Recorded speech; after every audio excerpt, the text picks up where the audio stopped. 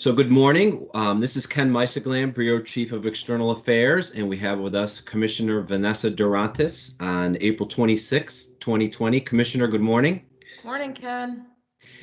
So you've been providing weekly video messages to the staff, and we've had a very interesting week with a lot of really positive things happen and a lot of great efforts by staff across the department. What would you like staff to know this week? Yeah, Ken, we've been at this since the beginning of March. Now we're nearing the end of April. I just want to continue to thank our staff who continue our mission critical work every day. I'm hearing all the time unique and innovative ways to stay connected to kids and families through this.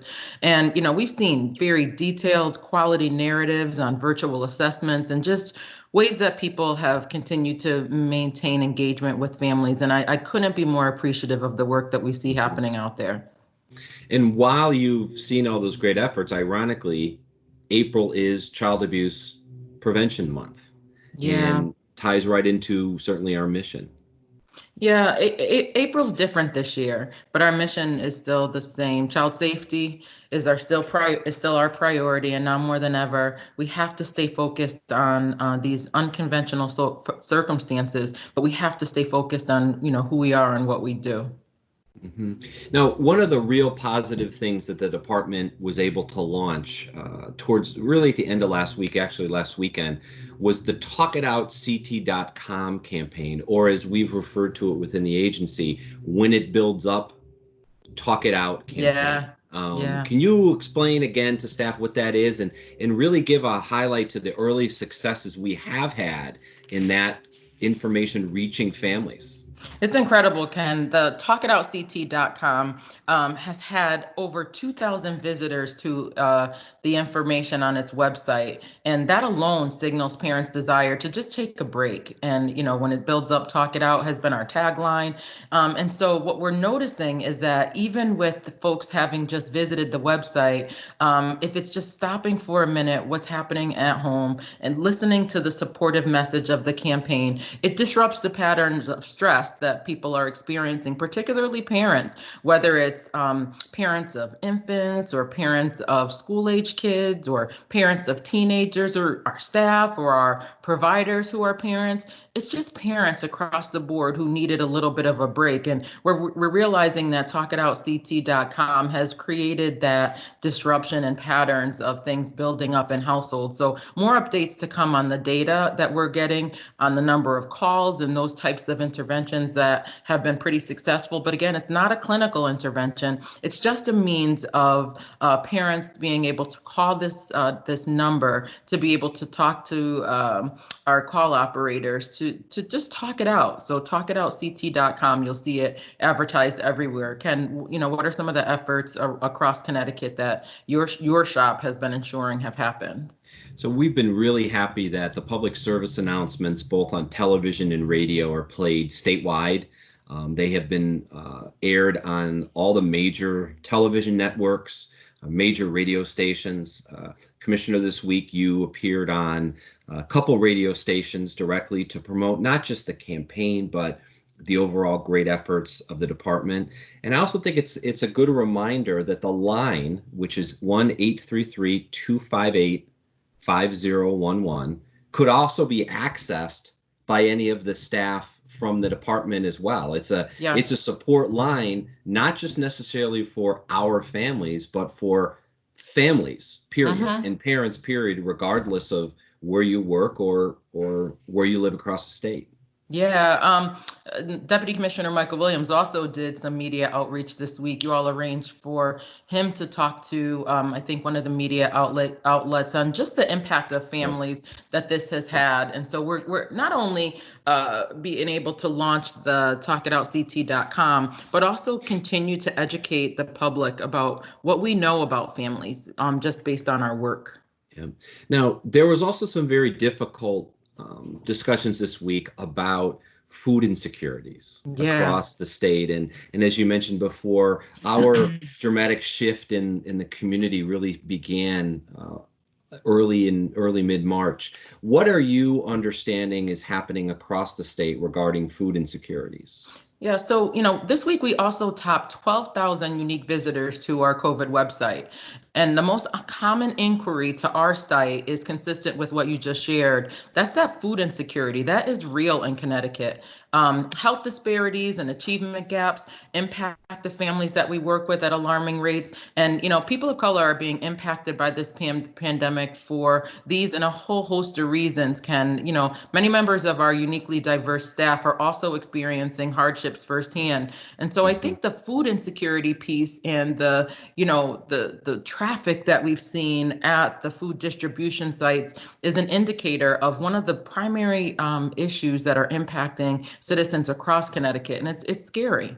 Yeah, and what we also did in conjunction with information being posted on that website is it was either Wednesday or Thursday this past week that our daily newsletter highlighted, I think, 3 or 4 really good links where staff can go and understand where food is being distributed, where food pantries are, according to the town of the family that they are servicing. So we would certainly reinforce the staff to look for those daily newsletters, which provide information on supports for our families and also highlight the great work our department does to get those out to the greater community and the families that they serve. I think one of the other tough messages that we had talked about is the manner in which this pandemic is affecting families and communities of color like no other communities across our state, but also across our country. And what are we doing about that? What has been the department's response to now understanding how detrimental the pandemic is, especially to these communities? Yeah, so we know that the department has a long history of really trying to unpack inequity, disparity, and disproportionate outcomes. And what we're starting to look at too is, because of the diversity of our staff and the information that we are receiving in as the data is collected related to the impact of this pandemic, we are charging our statewide racial justice work group with really understanding this pandemic through the lens of race equity. More to come on that in the coming weeks, but I wanted our staff to know this week that this is something that we are looking at on a very broad scale, not just for the families that we're working with, but particularly the staff members of color who are impacted by this pandemic in ways that we did not or could not have predicted. Sure, that there are disparities that impact particular groups of color across our nation, but as we think about our own DCF family and our extended reach within our staff families, we recognize that this is something that we're going to have to address head on. And we would also want to use this opportunity to really remind our staff across the state that our own staff, our own individuals from our DCF family are grieving. They are grieving the loss of their own loved ones, friends, the loss of their normal daily lives and the ways that they want to go ahead and live their lives. So again, it's this using these opportunities just to remind all of us to outreach, pursue those individuals that are really having a hard time, and just know that the person next to you may need that kind word or that compassionate thought and extend. So it looks like the commissioner is frozen here. So there's a couple things that we wanted to highlight as well while the commissioner comes back to us. So first of all is we do have a mailbox specifically for COVID-19. And we have established that mailbox for individuals across the state and our department staff members to ask questions. And Commissioner, while you temporarily were away, I started to explain our COVID mailbox, which is dcf.covid-19@ct.gov. As we were talking about staff grieving and the loss of their own loved ones and family members, there's also a point in time where we are going to start to discuss, and actually have started to discuss as an executive team, what resuming operations will be like in the regional office. And you had a message to the staff about those thoughts, but about expressing some ideas directly to that COVID mailbox that we just mentioned. Yeah, I thought it was a good idea to start to get some ideas from staff about what you've been experiencing in this unique teleworking environment. This is an opportunity for us to think about the 85% of you, or over 2,400 staff members, who have now transformed the way you do this work into a teleworking environment. And we don't want to lose the advantages or the benefits of what some of that has taught us, but we also recognize that there's not going to be a light switch that's going to put us back into the way we do our work suddenly. So we have to start to plan of what life will look like on the other side of this pandemic. And, you don't want to do that haphazardly. You want to make sure that we can do it planfully. And so although we're not there yet, and, we're going to talk about how we continue to stay vigilant in our efforts, we want to start to plan for what that looks like. And we are asking our staff to take a minute over the next week and jot down some of the things that you have found either helpful or that didn't work during this time, and send those into the COVID mailbox at dcf.covid-19@ct.gov, so we can start to gather your thoughts as we plan for post-pandemic DCF. Mm-hmm. And while we are considering the offices reopen at some point in the future, we also want to remind staff that the triage process is still in place for in-person responses. In fact, we're going to extend that a week. Yeah, we've continued to look at that very closely over the last few weeks, and that we've decided this week we will continue that. The process has allowed for those only emergency situations to be continued to be responded to. We as a leadership team have continued to follow the virus's trends as it crosses Connecticut, and we continue to want to make sure that we keep this triage process in place as the surge in community transmissions continue across our state. So that'll be continued through another week. Great. So there were a lot of themes in the weekly video here. Stay vigilant with social distancing, teleworking, taking care of ourselves. We're still going to remain vigilant and have our triage process to ensure that the right cases are responded to, in person, as we balance the mission of the agency, as you've said, with the health and safety of our workforce. I think at this point now in our message, you present the update on the COVID data across the state, and particularly staff that have been diagnosed positive COVID-19 in our department. So for any staff members who do not wish to hear that part of the video, if you can go ahead and turn off the video at this point, and we'll pause to allow staff to do that, and then Commissioner, you can provide us those updates. Yeah, as we continue to stay connected with each other virtually, Ken, it's important that we continue to share the data as it comes to us, but want to respect the emotional needs of our staff as well. So we've decided again to put this information at the end of the video, so we can honor that if people have wanted to come off. So that should have given folks enough time to log off if they didn't want to hear these particular numbers. And so I shared this week, the week of April 26th, as of this morning, there were 24,582 COVID positive citizens in Connecticut. And so of that number, DCF has had 27 staff members that have been diagnosed as COVID positive. We've had 17 staff members recovered and cleared to return to work.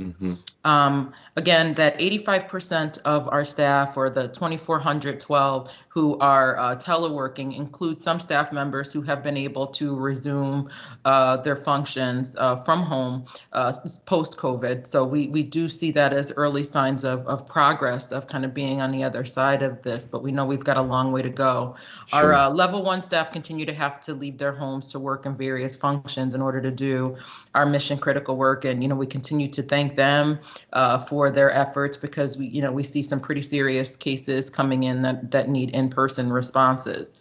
We now have 2 young adults that received SPM, or services post-majority services, from us, along with the 3 children in congregate settings who've tested positive, bringing our total number of reported kids so far in care to 5. So that number has still continued to remain relatively low, which we're thankful about.